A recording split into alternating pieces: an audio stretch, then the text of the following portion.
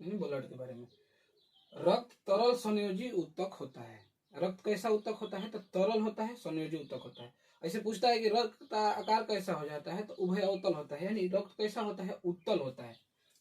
उत्तल होता है यानी उत्तल लेंस कैसा होता है? बीच में मोटा होता है। तो रक्त ऐसा होता है, मान लीजिए। अब देखिए, रक्त में केंद्रक नहीं पाया जाता है। रक्त में केंद्रक नहीं पाया जाता है, यानी कि हम लोगों के रक्त में क्या होता है? केंद्रक नहीं पाया जाता है। लेकिन दो जानवर ऐसे हैं जो अपवाद है, उनमें केंद्रक पाया जाता है। तो देखिए कौन दो जानवर है?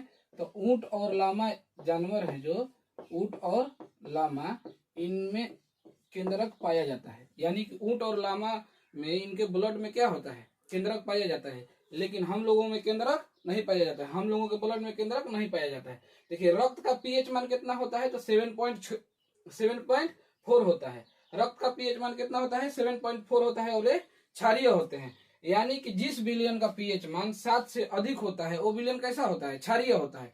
यानी कि रक्त का पीएच मान 7 से अधिक है, 7.4 है, इसलिए कैसा होगा? क्षारीय होगा। हम लोग पढ़े भी हैं कि जिस विलयन का पीएच मान 7 से अधिक हो वो क्षारीय होंगे, जिस विलयन का पीएच मान 7 से कम हो वो क्या होंगे? अम्लीय होंगे। और जिसका 7 हो वो कैसा होगा? उदासीन विलयन होता है। यानी जैसे जल, जल कैसा है? उदासीन होता है। तो रक्त का पीएच मान 7.4 हुआ, तो रक्त कैसा होगा? क्षारीय होगा। अब देखिए पुरुषों में रक्त कितना पाया जाता है? तो 5.5 से 6 लीटर। यानी कि पुरुषों में एवरेज रक्त कितना होना चाहिए? उनमें 5.5 से 6 लीटर इनका रक्त होना चाहिए पुरुषों में। महिला में पुरुषों के अपेक्षा आधा लीटर रक्त कम पाया जाता है। यानी कि अगर पुरुष में 5.5 लीटर ब्लड पाया जाए तो महिलाओं में कितना होगा? 5 लीटर होगा। यानी पुरुषों की अपेक्षा महिलाओं में आधा लीटर ब्लड कम होता है। अब देखिए रक्त का निर्माण कहाँ होता है? अस्थि मज्जा में होता है।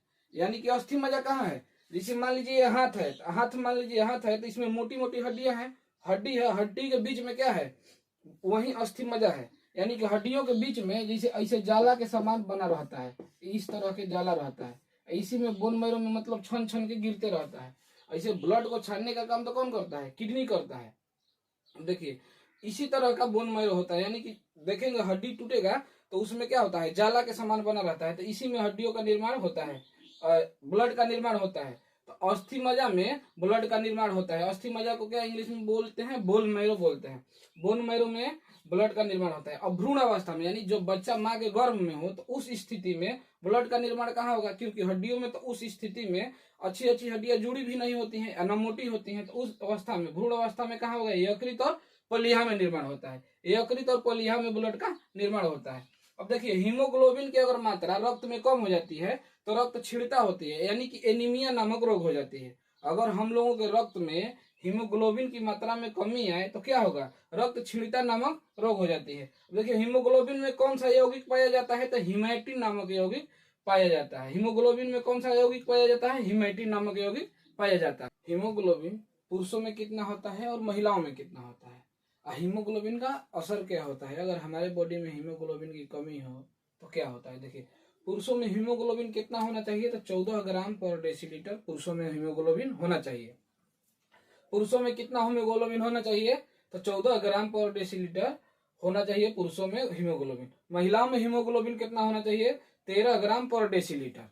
यानी कि इससे अगर कमी हो, हीमोग्लोबिन में अगर कमी हो तो हमारे शरीर को क्या होगा? थकान फील होगा, वीकनेस फील होगा, यानी हमको कमजोरी कमजोरी लगेगा। और हीमोग्लोबिन की कमी के होने की वजह से क्या होता है?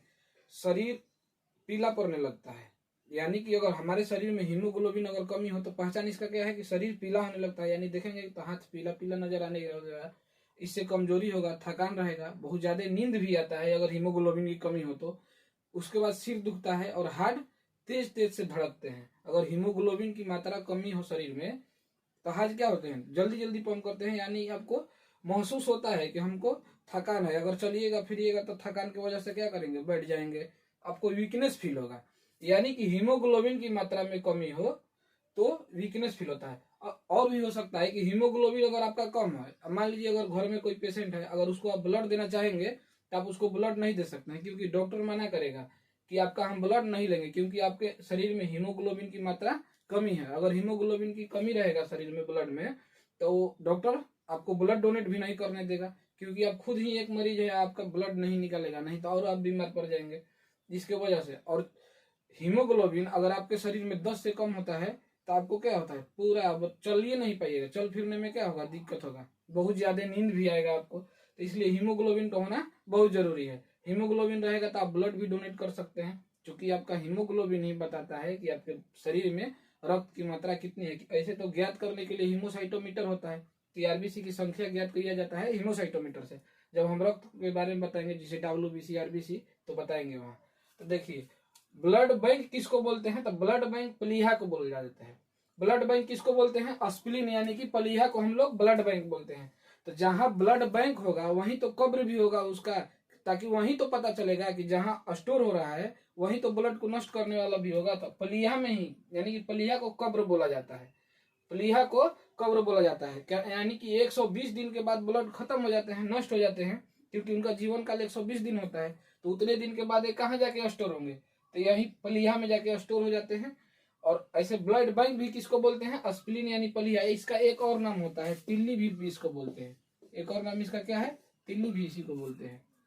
देखिए, रक्त परिसंचरण की खोज कौन किया था, तो विलियम हार्वे नामक एक अंग्रेज वैज्ञानिक था जो 1628 ईस्वी में खोजा था। रक्त परिसंचरण की खोज कौन किया था, तो विलियम हार्वे ने 1628 ईस्वी में किया था।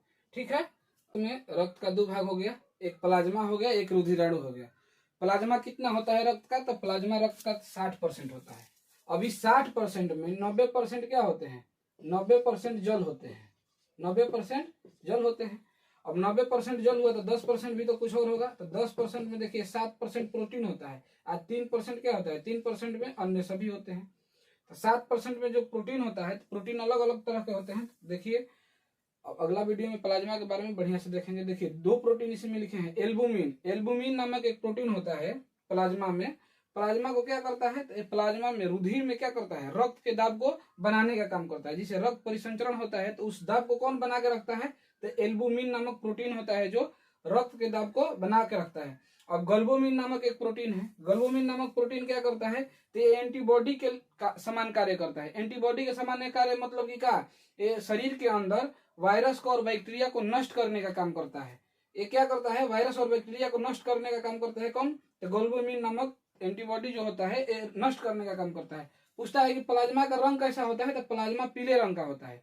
रक्त में जब प्लाज्मा मिला होता है, जिसे आरबीसी डब्ल्यूबीसी सब मिले होते हैं, तो डब्ल्यूबीसी तो हालांकि अलग होता है, लेकिन देखिए जब इसका रंग दिखा आरबीसी से अगर निकाल दिया जाए, प्लाज्मा में से आरबीसी निकाल लेंगे तो इसका रंग कैसा होगा, पीला होगा। तो ये पीला ही सीरम जो होता है ना, जिसे ब्लड अगर आपका डॉक्टर लेता है सैंपल के रूप में, तो रोग के जांच करने के लिए क्या करता है, वो प्लाज्मा के सीरम से ही जांच करता है कि आपको कौन सा बीमारी हुआ है। अगर टाइफाइड है तो टाइफाइड हुआ है, मलेरिया हुआ है तो मलेरिया, इकेस से। तो इसके प्लाज्मा के सीरम से पता चलता है, न कि आरबीसी से पता चलता है। बस आरबीसी लेता है और उसमें से क्या करता है, प्लाज्मा निकाल के और पता करता है, क्योंकि ये सीरम है, सीरम से ही तो पता किया जाता है। अब देखिए, रुधिराणु का कौ भाग हो गया, 3 भाग, आरबीसी डब्ल्यूबीसी प्लेटलेट हो गए।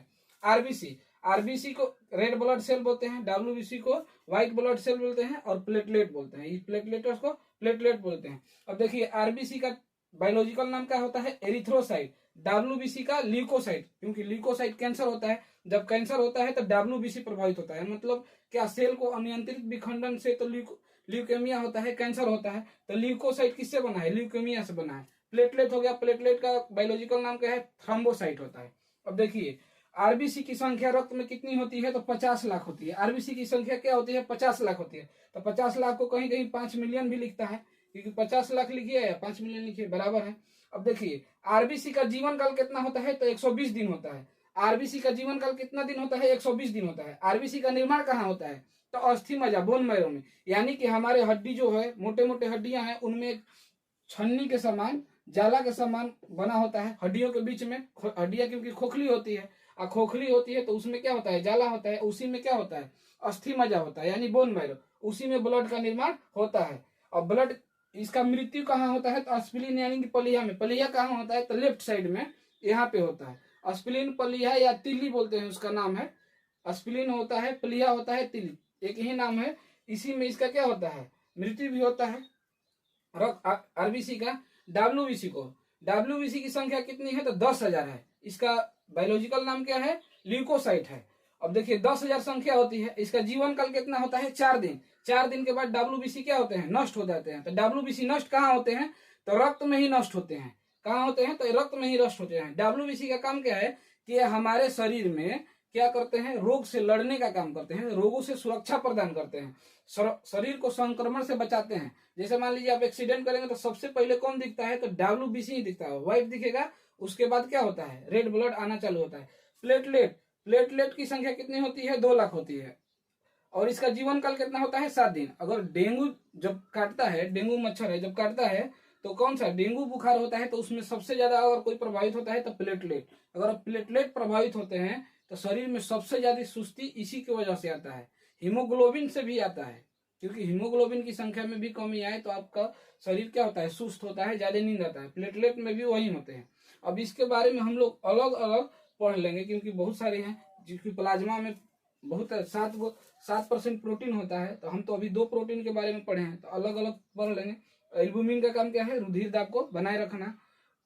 ग्लोबुमिन का काम क्या है? ये शरीर से वायरस को नष्ट करने का काम करता है। और इससे सुरक्षा कौन प्रदान करता है? तो डब्ल्यूबीसी। अब देखिए आरबीसी का निर्माण होता है, डब्ल्यूबीसी का भी निर्माण कहाँ होता है? बोन मैरो में ही होता है। प्लेटलेट का निर्माण कहाँ होता है? तो इसका भी निर्माण कहाँ होता है? बोन मैरो में, यानी अस्थि मज्जा। अस्थि मज्जा कहाँ होता है? तो हड्डियों के बीच में जो खोखली भाग होती है, हड्डियों की हड्डी हो गया, इसके बीच में खोखला जो है जाला के समान, उसी को क्या बोलते हैं? बोन मैरो बोलते हैं या अस्थि मज्जा बोलते हैं। बोन मैरो या अस्थि मज्जा बोलते हैं। अस्थि मज्जा, इंग्लिश में इसको बोन मैरो बोलते हैं। इसी में क्या होते हैं? आरबीसी का भी निर्माण होता है, डब्ल्यूबीसी का भी निर्माण होता है और प्लेटलेट का भी निर्माण होता है। तीनों का निर्माण यही होता है। आरबीसी कहाँ नष्ट होता है? तो प्लीहा में नष्ट होता है। डब्ल्यूबीसी रक्त में ही नष्ट हो जाता है। प्लेटलेट भी रक्त में ही नष्ट हो जाते हैं। और प्लेटलेट प्रभावित होते हैं जब डेंगू बुखार होता है, तो सबसे ज्यादा प्लेटलेट बुखार इसमें नष्ट होते हैं। ठीक, हम लोग अब आरबीसी पढ़ेंगे। आरबीसी को रेड ब्लड सेल बोलते हैं, लाल रक्त कोशिका। देखिए लाल रक्त कोशिका का निर्माण कहाँ होता है? अस्थि मज्जा। अस्थि मज्जा कहाँ होता है? तो हमारी जो मोटे मोटे हड्डियां हैं हमारे शरीर में, उन्हीं के बीच में हड्डी, क्योंकि खोखला होती है, तो जब हड्डी खोखली होती है तो उनके बीच में कुछ होगा, तो उनके बीच में क्या होता है? अस्थि मज्जा होता है, यानी बोन मैरो होता है। उसी में क्या होता है? आरबीसी का निर्माण होता है। आरबीसी का मृत्यु कहाँ होता है? तो आरबीसी का मृत्यु पलीन यानी स्प्लीन यानी कि पलीहा में होता है। आरबीसी का कब्रिस्तान भी बोला जाता है। स्प्लीन को यानी कि आरबीसी का क्या बोलते हैं? आरबीसी का कब्रिस्तान भी बोला जाता है पलीहा को। पूछता है एग्जाम में कि आरबीसी का कब्रिस्तान किसको बोलते हैं? तो पलीहा को बोलते हैं, स्प्लीन को। और पलीहा को इंग्लिश में स्प्लीन बोलते हैं। ठीक, आरबीसी के निर्माण में कौन कौन से प्रोटीन या विटामिन सहायक होते हैं? तो प्रोटीन सहायक होते हैं, विटामिन सहायक होते हैं, विटामिन B12 होते हैं। इसके निर्माण में क्या होते हैं? आरबीसी के निर्माण में सहायक होते हैं। अब देखिए आरबीसी में केंद्रक पाया जाता है, तो आरबीसी में केंद्रक नहीं पाया जाता है। आरबीसी में केंद्रक क्या होता है? तो आरबीसी में केंद्रक नहीं पाया जाता है। तो आरबीसी का जीवन काल कितना होता है? यानी कि रेड ब्लड सेल का जीवन काल कितना होता है? तो 20 से 120 दिन का जीवन काल होता है। आरबीसी का जीवन काल कितना होता है? तो 20 से 120 दिन का। तो भ्रूण अवस्था में आरबीसी का निर्माण कहाँ होता है? तो यकृत और पलीहा। पलीहा कहाँ होता है? तो लेफ्ट साइड में नीचे होता है। इसका निर्माण कहाँ होता है? यकृत और पलीहा में। यानी भ्रूण मतलब कि क्या? जब बच्चा पेट में हो, अपनी माँ के गर्भ में हो, तो उस स्थिति में, जब तक बच्चा जन्म नहीं लेता है तब तक भ्रूण ही कहलाता है। तो उस स्थिति में उसका कहाँ ब्लड बनेगा? तो यकृत और पलीहा में बनेगा। अब देखिए हीमोग्लोबिन नामक प्रोटीन होता है रक्त में। आरबीसी में हीमोग्लोबिन नामक प्रोटीन होता है, जिसके कारण ब्लड कैसा होता है? लाल रंग का होता है। ब्लड लाल रंग का क्यों होता है? क्योंकि हीमोग्लोबिन नामक का इसमें क्या होता है? प्रोटीन पाया जाता है, जिसके कारण क्या होता है? लाल रंग के होता है। देखिए शरीर की हर कोशिकाओं में ऑक्सीजन पहुंचाना और कार्बन डाइऑक्साइड को वापस लाने का काम किसका होता है? तो आरबीसी का काम होता है। हम जब सांस लेते हैं तो फेफड़ा में ऑक्सीजन भर जाता है, वो क्या करते हैं? वो हार्ट को दे देते हैं, हार्ट ब्लड में फेंट के क्या कर देता है? हर कोशिकाओं में ऑक्सीजन को पहुंचा देता है और कार्बन डाइऑक्साइड को वापस लेके छोड़, मतलब लंग्स को दे देता है। तो लंग हम लोग सांस लेते हैं तो CO2 बाहर निकल जाता है। तो शरीर की कोशिकाओं में ऑक्सीजन ले जाने का काम कौन करता है? तो आरबीसी का होता है। आरबीसी का काम क्या है? कि शरीर में कोशिकाओं के तक ऑक्सीजन को पहुंचाना और कार्बन डाइऑक्साइड को वापस लाना।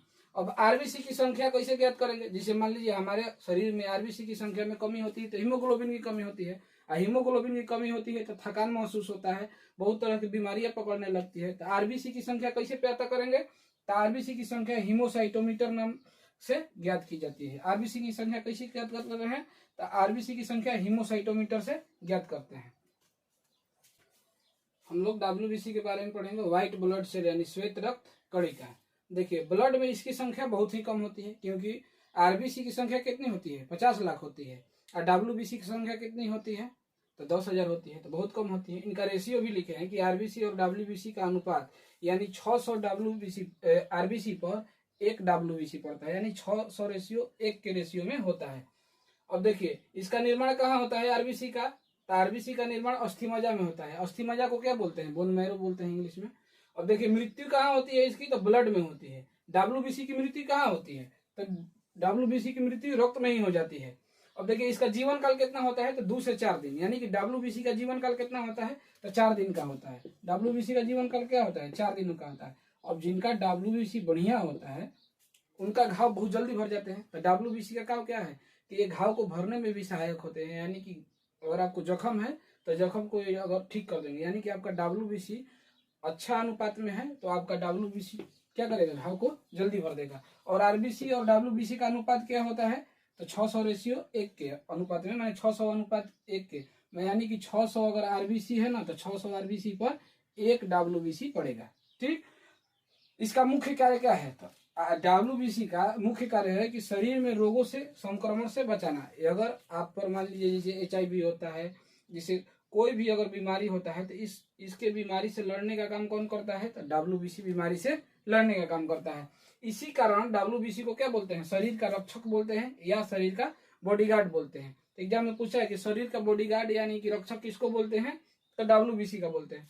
WBC का आकार कैसा होता है, तो WBC अनिश्चित आकार का होता है, अनिश्चित होता है, इसका अनिश्चित शेप होता है, यानी कि कोई निश्चित शेप में नहीं होता है, आकार इसका निश्चित नहीं है। इसमें केंद्रक पाया जाता है, यानी जब इसमें केंद्रक पाया जाता है तो आपका DNA टेस्ट इससे हो सकता है, यानी कि आपका WBC से अगर जांचा जाए DNA टेस्ट तो होगा, लेकिन RBC में नहीं होता है। और RBC का आकार कैसा होता है, तो RBC का आकार कैसा होता है, तो RBC गोल होता है, लेकिन WBC क्या होता है, WBC का कोई आकार नहीं होता है, अनिश्चित होता है इसका आकार। ठीक,